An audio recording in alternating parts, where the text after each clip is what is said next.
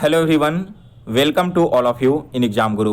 दोस्तों, SSC GD 2021 का exam चल रहा है और इस वीडियो में मैं आपको मैथ्स के कुछ इंपॉर्टेंट क्वेश्चंस करवाने वाला हूं जो कि अभी तक के शिफ्टों में आपसे पूछा गया है। अगर आप आगे आने वाले किसी भी दिनों में एग्ज़ाम देने वाले हो तो यह वीडियो आपके लिए काफ़ी इंपॉर्टेंट है, क्योंकि यहाँ पर जो भी कॉन्सेप्ट मैं आपको बताने वाला हूँ ये आपके किसी न किसी शिफ्ट में आगे एग्जाम्स में पूछ लिए जाएंगे। तो सारे क्वेश्चंस आप बिल्कुल ध्यान से देखना, और अगर आप इन सारे क्वेश्चंस का पीडीएफ डाउनलोड करना चाहते हो तो पीडीएफ आपको मेरे टेलीग्राम चैनल पर मिलेगा। टेलीग्राम चैनल का लिंक मैंने वीडियो के डिस्क्रिप्शन बॉक्स में दे दिया है। चलिए दोस्तों, आज का वीडियो शुरू करते हैं और देखते हैं आज का पहला क्वेश्चन। पहला क्वेश्चन है, a pump can fill a tank with water in 2 hours because of a leak in the tank. It was taking 7/3 hours to fill the tank. The leak can be drain the full tank in. यानी कि एक pump है जो किसी tank को 2 घंटे में भर देता है, लेकिन इस टंकी में एक रिसाव हो जाता है, यानी कि एक छोटी सी छेद हो जाती है, जिसके कारण से टंकी को भरने में 7/3 घंटे लग रहे हैं। तो आपको बताना है कि रिसाव से पूरा पानी कितने देर में बह सकता है। यानी कि सेकंड वाला जो आउटलेट है जिससे पानी निकल रहा है, केवल उसे ओपन करके रख दें तो फुल टंकी कितने देर में खाली हो जाएगी। यह क्वेश्चन आपसे पूछा गया है। बहुत ही सिंपल क्वेश्चन है। जब भी देखो, एक आपका भरने वाला वैल्यू दिया हुआ रहे x और एक आपका रिसाव वाला वैल्यू दिया रहे y, और पूछ लिया जाए कि दोनों को मिलाकर आपकी जो टंकी है वो कितने देर में भरेगी, तो आपको क्या करना होता है, दोनों में माइनस कर देना होता है। यानी कि जितना टंकी में पानी भर रहा है उसमें से जितना खाली हो रहा है दोनों को माइनस कर दो, तो जो आपका वैल्यू आएगा वही आपका आंसर होता है। तो यहाँ पर हमारी टंकी भरने की टाइम क्या है, x का वैल्यू है 2 और y का वैल्यू क्या दिया गया है, y का वैल्यू दिया गया है 7/3। ठीक है, तो इसे हम कैसे सॉल्व करेंगे, 1/2 सबसे पहले तो लिख देंगे माइनस में। अब 1/7/3, इस चीज़ को बड़ा ध्यान से समझना, 1/7/3 इसे आप कैसे लिखोगे।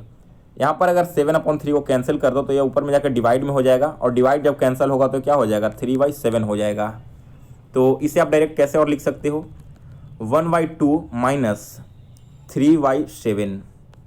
यहाँ तक सभी को क्लियर है कॉन्सेप्ट। अब इन दोनों का एलसीएम ले लो, तो 7 और 2 का एलसीएम 14 हो जाएगा, यानी कि यहाँ 7 और यहाँ क्या हो जाएगा, 6 हो जाएगा। तो इसे सॉल्व करोगे तो इसका करेक्ट आंसर क्या आएगा, 1/14। यानी कि जो रिसाव वाली पाइप है, आउटलेट पाइप जो है, इसे अगर ओपन करके रखे तो पूरे 14 घंटे में आपका टंकी खाली हो जाएगा। यही इस क्वेश्चन का करेक्ट आंसर है। सो गाइज, आई होप कि आपने इस क्वेश्चन को बहुत ही अच्छे तरीके से समझ लिया होगा। चलिए आगे बढ़ते हैं अब सेकेंड क्वेश्चन की ओर। तो दूसरा क्वेश्चन है, A certain number of men can complete a piece of work in 60 days.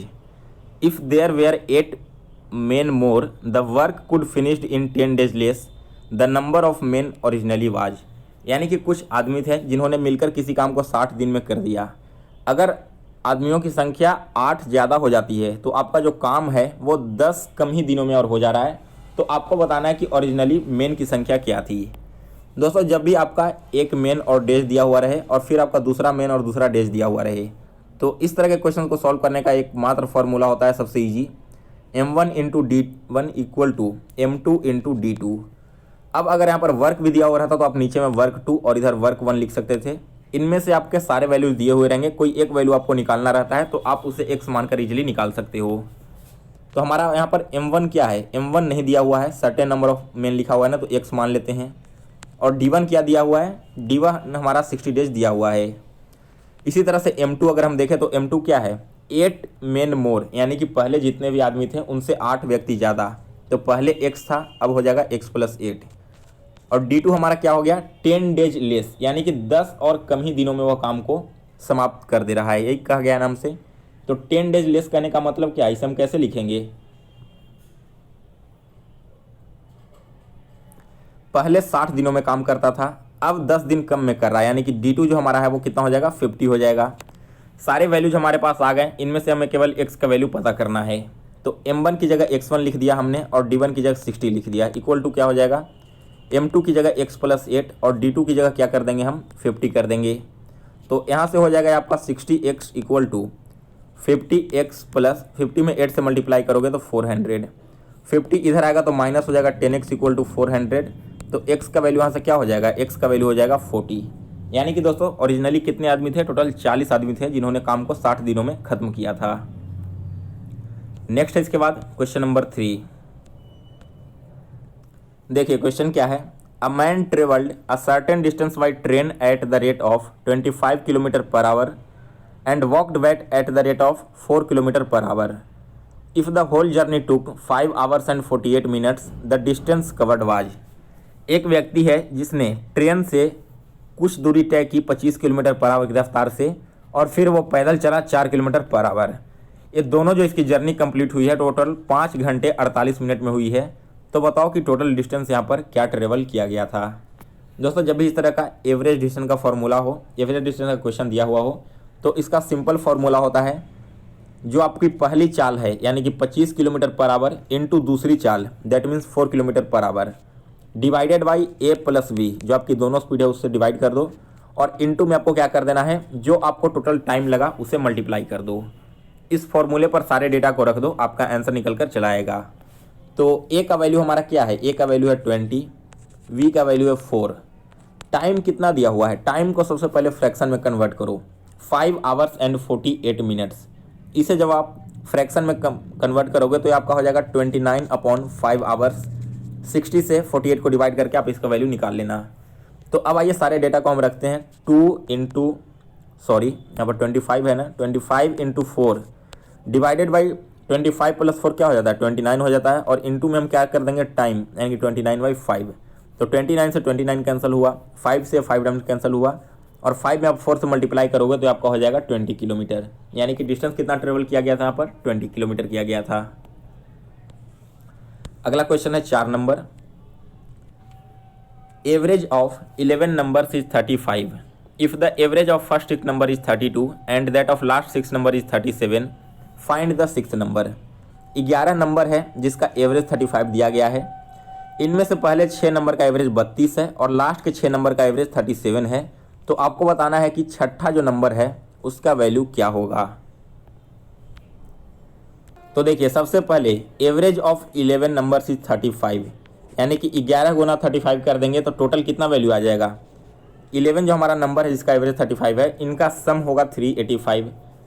इसके बाद कहा गया कि एवरेज ऑफ पहली 6 संख्याओं का औसत 32 है, यानी कि पहली 6 संख्या का औसत 32 है, तो इसका मान क्या हो जाएगा टोटल, इसका मान हो जाएगा 192, और अंतिम 6 संख्याओं का औसत 37 है, यानी कि लास्ट के जो 6 डिजिट है इनके औसत 37 है। तो ये वैल्यू क्या हो जाएगा आपका 222 हो जाएगा।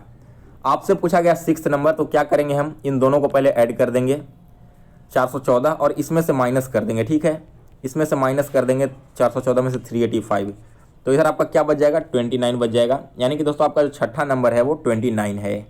जब पूरी संख्या का हमारा सम 385 था, जिनमें से पहली 6 संख्या का सम इतना है, दूसरी 6 संख्या का सम इतना है, तो छठा संख्या कैसे निकलेगा, दोनों का सम निकाल कर जो होल नंबर्स हमारे पास थे उनमें माइनस कर देना है, तो आपका वैल्यू चला आएगा। अगला क्वेश्चन है इसके बाद,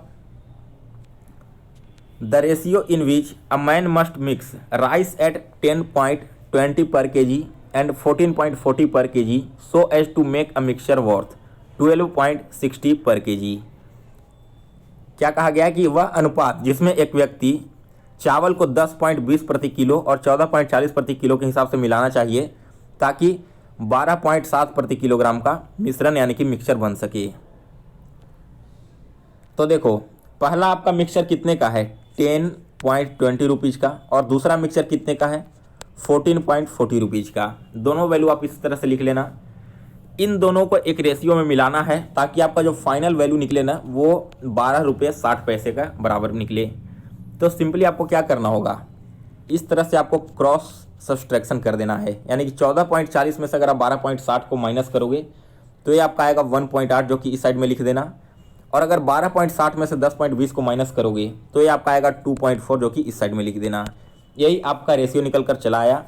अब अगर इसे सिंपलेस्ट फॉर्म में करना चाहते हो तो इस तरह से आप रेशियो इसका निकाल सकते हो, 3 से 6 बार में, 3 से 8 बार में, 2 से 3 बार में, 2 से 4 बार में, यानी कि 3:4 में उस चावल को मिलाना चाहिए ताकि उसका जो मिश्रण है वो 12.60 प्रति किलो के बन सके।